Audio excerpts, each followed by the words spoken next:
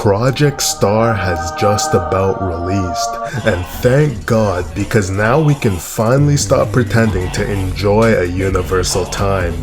Now, while the game is one of the few games on Roblox with enough forethought to actually give you a tutorial, there's still a lot of stuff that you guys may be wondering. So with this guide, I'm going to be going over the stuff that I wish I knew when I started the game, and I cover a lot of stuff that other guides aren't going to, so if you find this video helpful, definitely be sure to subscribe and like the video. So with that said, let's get right into it. I can persevere. Go forward on my own. There's a bright and shining pure light coming through the darkness of the night. Now I can't help crying for my life. It is endless time that I live inside. Take a closer look as who you are. Wagwan people of today, it's me ShiverAway, and I want to preface this by saying that this is going to be a very general guide, and I will be making more specific guides such as a tier list, an items guide, and even how you get every fighting style. We'll be making those very shortly after the release of the game, but this is just all the basic stuff you have to know. Now if you're still running around like a confused monkey after that, well, go ahead and join my Discord. I'm gonna have some channels for Project Star set up for that, so you guys, if you're confused, go ahead and join, and then we'll have people there to answer any of your questions. So I'm gonna start off with the quest system. So the very first quest that you're gonna want to do after the tutorial, of course, is going to be talking to this guy, and then so this guy, you just do his entire quest line, and it's really simple.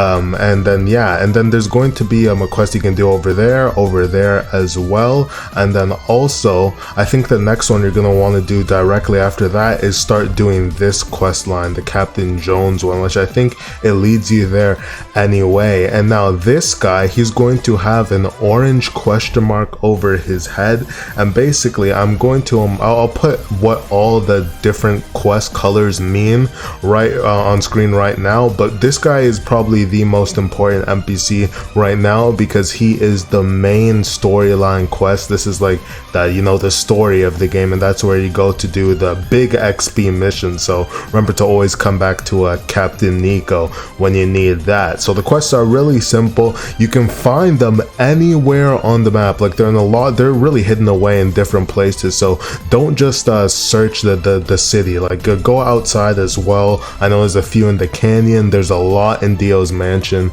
and yeah, that's basically it for the questing system. And now I'm going to be going over the menu. So basically the profile here, I don't really have to show you that. It just shows you, you know, a basic summary of all your stats, but also this is your inventory. You click this to actually equip stuff once you pick it up, and in my items guide I show you how to get every single item in the game, but basically you can just find them on the ground. That is how you're going to be able to get items in the game.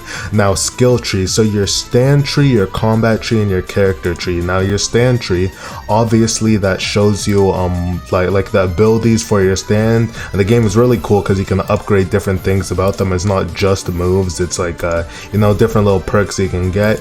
And your combat tree, you also have to unlock like your abilities, that is your fighting styles, and I show you how to get every fighting style in my fighting style video.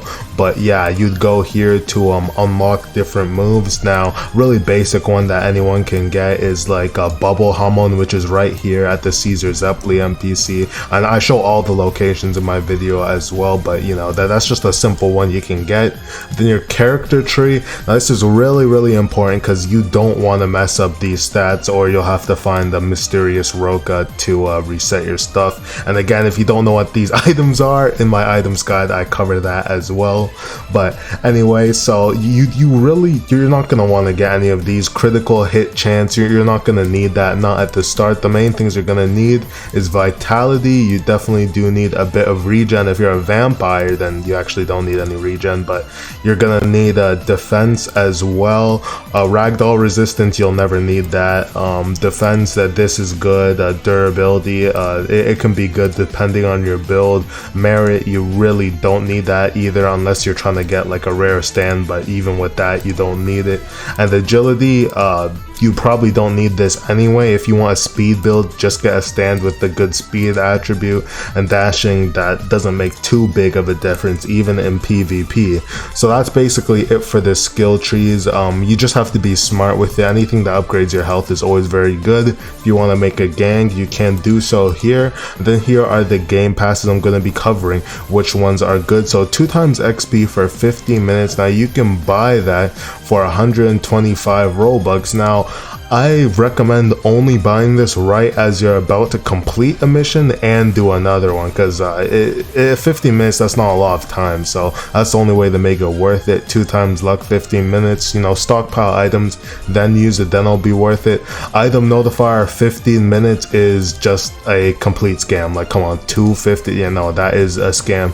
You're better off buying the infinite notifier Robux if you have it. Skin arrows, you know, reroll stand skin, these are not too expensive, so you might as well if you care about skins. Now the motorcycle is the most important game pass in the entire game. You're gonna want this, because this actually, like, the game is just unplayable with that. It takes so long to get around the map. And then the Stardust, like, you know, the emotes like this, the idle animation, player aura, like all these stuff doesn't really matter. They're just cosmetics. Extra stand slot, these are worth it. You need at least 1 stand slot, because you need like a PvP stand and then like a stand that's good for grinding, so you're gonna need at least 1 more. And then the infinite item notifier, as I said, this is also right behind the motorcycle. It's the most important game pass besides the stand slot that you can get over here.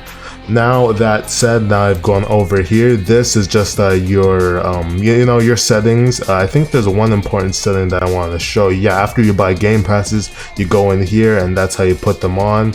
Everything else, if you really care about your performance, then obviously you have like these different graphic settings that you can turn off. And to actually use the item notifier, you just go here, and I cover that more in depth in my item guide. Now to actually store your stand, you're going to want to go over here. So if I just hop in over here, and to basically find this place, you just look for the middle, like look for the center right there. You look for the center, and then you'll see this big stand arrow sign. Then you come over here. It's pretty easy to find. You go over here, and then you can talk to Darby, and he will store your stand for you. Really, wait, no, he actually does the combat styles, and then Speedwagon stores your stand. I think they just switched that, but anyway, yeah, that's what you can do right over here. So you can store your stand and your fighting style. So that's how you do it. Now I'm at a dungeon here. This is like a mid-game dungeon. Now those mummies are gonna start beating me up, but anyway, I just want to use this to show that, as you can see, there's the easy, normal, hard, and nightmare. And if you have a dungeon for a mission or like a quest or anything like that, you can just do it on easy. The rarity doesn't matter. The only thing that the difficulty affects is your rewards from from completing the dungeon. So unless you're trying to get a specific drop or something, it really doesn't matter. This actually leads perfectly into how the combat actually works in this game. So you can actually see the cooldown on your last M1 if you look to your right, and then you can also basically in any barrage in the game, pretty much any barrage, is not going to be any knockback after it. That's why I don't do too much damage, because you can combo extend with them, but you know, I got hit back over there. But yeah, that's basically how the combat system works. And if you block right now, let me if I were to actually, you know what, let me come over here to show it, because this is kind of an important thing. So if I'm blocking right now, as you can see, it has its durability, and then as my durability is going down, I'm gonna get block broken once that it runs out. But the thing that you need to know is that if I unblock, I can basically immediately, it goes back up. So there's really no charge time. You just have to let go of it eventually. So you can do it mid combo and punish someone or anything like that. And that really goes for PvP, but you'll kind of pick that up more as you play. One of the last things I want to talk about is the world events. Now these are different events that you'll get a notification while you're in game will make a sound and something will pop up telling you that it started, and these are usually boss spawns, just stuff that happened in the world, and you can see it right there. There's some of them, and sometimes you'll get a quest, for example the one where you have to defeat Wamuu, and then for that you actually need to wait for him to spawn via the world event. So don't get confused if the boss is not there, so you're just gonna have to wait and then hope it spawns if you get a quest like that. And these ones usually give good rewards, as well as you can get boss drops from most of these, such as Pluck or Wamuu's Horn, which gives you its fighting style that I go over in the fighting style video. So yeah, that's basically it for those world events. And now lastly, different stands have different attributes. So like for example, the world that I have right now has the legendary attribute. So these are all the attributes and their rarities, and of course you can go on the Trello to see what they do and all that. But yeah, this is really only important for PvP. Even if your stand has no attribute, that's not gonna affect your experience just like progressing in the game too much. But you know, this is all like late game stuff, and it's just something to be aware of, and it just adds an extra variety to, like, you know, the overall customization of your playstyle in this game, which I really like. So guys, that is going to be it for this video. Now if you are watching this, and as I said, if there's still some more things you want to learn about, I made multiple other guides that I've released on my channel, and if they're not up by the time you're seeing this video, that's probably because I'm just about to release them, but they're probably up when you're seeing this. I'll have an items guide, I'll have a fighting style guide, a tier list, basically everything you're gonna need to know about the game and the real specifics. Now with that said, if this helped you or any of my other videos helped you, you know, be sure to subscribe to my channel. If you watched this far, you might as well subscribe because it's clear that you like the content. That said, thank you guys for watching. I'll see you all in the next one.